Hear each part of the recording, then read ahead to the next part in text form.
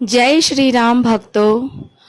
आज एक ऐसा अनुभव लेके आई हूँ मैं, ऐसे भक्त का अनुभव जिसे सुनने से आपको सच में विश्वास हो जाएगा कि हनुमान जी कैसे अपने भक्तों का जो है हर कदम पे मदद करते हैं। वो अपने बच्चे की तरह जो है हाथ पकड़ के उन्हें रास्ता दिखाते हैं, कभी अकेला नहीं छोड़ते।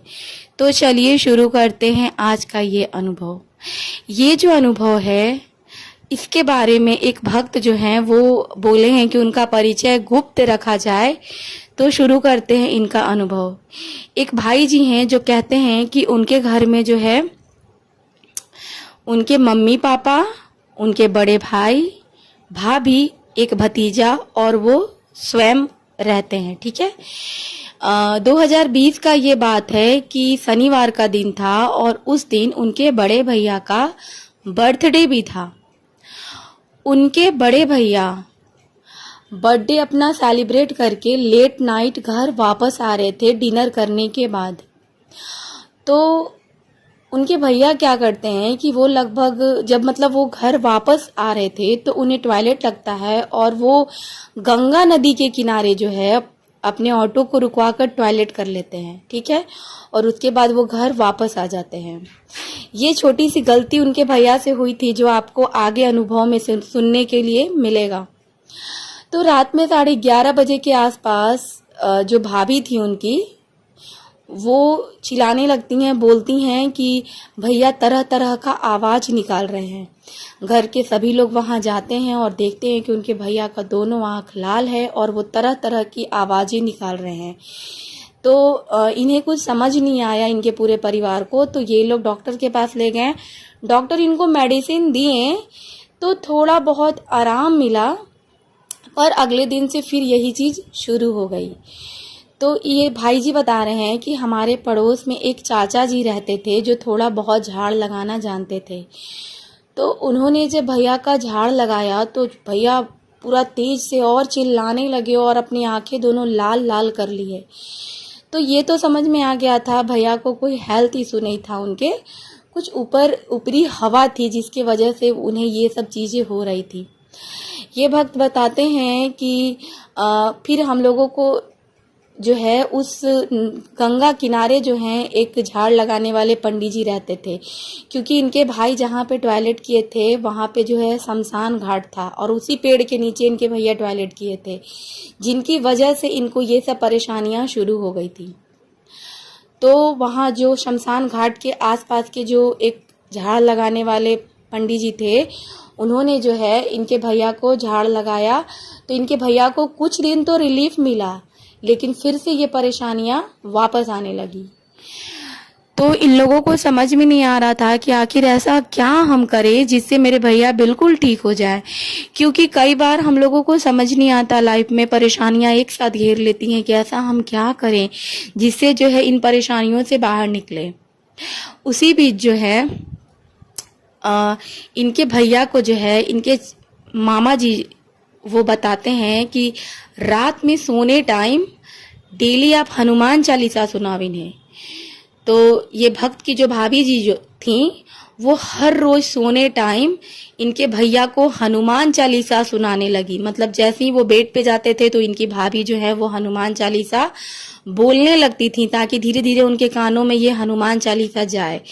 तो 2 दिन 4 दिन में थोड़ा थोड़ा फर्क दिखने लगा और 1 महीने के अंदर इनके भैया बिल्कुल 100% स्वस्थ हो गए। तो हनुमान चालीसा इतना चमत्कारी रूप से इनको प्रभाव दिखाया, जिनसे हम लोगों को भी जो है हनुमान चालीसा का यूज करना चाहिए अपने लाइफ की परेशानियों को दूर करने के लिए। ये बताते हैं कि मेरे भैया बिल्कुल स्वस्थ हो गए और बिल्कुल अपने काम काज को अच्छे से करने लगे। और दूसरा जो अनुभव है ये हमारे स्वयं भाई जी का है, जो बता रहे हैं कि मुझे जब ये सब घटनाएं इनके घर में घट रही थी तो इनके ऊपर भी जो है इन सब चीजों का प्रभाव होना शुरू हो गया था। ये बताते हैं कि ये बिल्कुल नेगेटिव हो गए थे, इन्हें कुछ भी चीज अच्छा नहीं लगता था, पॉजिटिव रह नहीं पाते थे, खुश रह नहीं पाते थे। तो इनकी मम्मी बोली कि तुम्हें भी कुछ करना पड़ेगा, बड़े भाई जैसा ही स्थिति तुम्हारा हो गया है। फिर इनकी फिर जो है ये भाई बता रहे हैं कि मैंने तो यूट्यूब पे भूत प्रेत से बचने का उपाय भी ढूंढने लगा था, लेकिन इसी बीच जो है इनको हनुमान चालीसा संकल्प का जो है वीडियो आया कि 100 हनुमान चालीसा संकल्प कैसे लेते हैं। तो ये भाई जी भी जो है एक मंगलवार को 100 हनुमान चालीसा का संकल्प लिया और उसे पूरा किया। तो ये भाई जी बताते हैं कि मुझे एक दिन में कुछ अनुभव नहीं हुआ, फिर ये 2-3 दिन 4 दिन और भी हनुमान चालीसा पढ़े, लेकिन कुछ भी अनुभव नहीं हुआ। तो इन्होंने फिर निराश होकर हनुमान चालीसा पढ़ना छोड़ दिया। फिर इनको रात में एक दिन हनुमान जी दिखे जो इनके पास आ रहे हैं, इनसे हाथ मिला रहे हैं।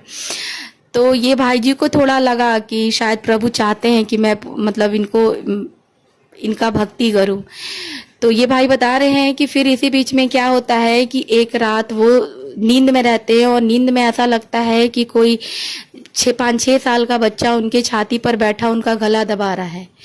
ये भाई बोले कि मुझे कुछ आवाज ही नहीं निकल पा रहा था, ना ही मैं हिल पा रहा था। उसी बीच हनुमान जी का एक छाया जो है गदा लेकर आकर उस बच्चे को मार दिया, भगा दिए वहां से, और बोलते हैं कि मेरे भक्त को छूना इतना आसान नहीं है।